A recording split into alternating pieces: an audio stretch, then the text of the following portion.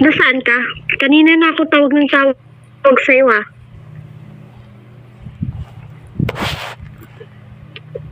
Anong ginagawa mo? Anong ginagawa sa bahay, Bam? Hindi mo pa naririnig? Ilang miss call na ako. Nakatulog ako eh.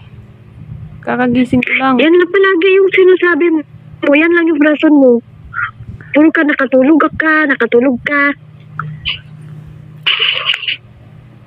Chris, nakatulog. Hindi ko ano ang ginawa. Wala ka nang ibang dahilan? Kundi matulog na lang?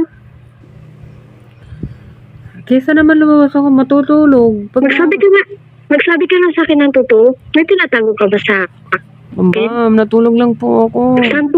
Sampung beses na ako. 10 beses na yung call ko, hindi mo sinasagot. Alam mo, pagod na pagod yung tao, tapos binibigyan mo pa ng stress.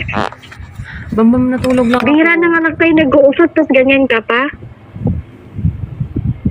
Natulog lang po ako, hindi ako umalis. Imposible hindi mo naririnig yung tawag ko. Bingi ka ba? Hindi naman, hindi nagrinig ba? Kanina na ako tawag ng tawag, hindi mo naririnig. May kasama ka ba dyan? Kasama, nasa bahay nga ako. Magsabi ka sa akin ng totoo. Kasama, nasa kwarto ko. Hindi yung ganito palagi. Nasa kwarto ako, Bam. Nanibago ako sa'yo, promise. Iisip mo sa akin. Tama mo sinasagot. Wala sa lugar. Wala ka sa lugar. Tapos sabihin mo, nakatulog ka lang.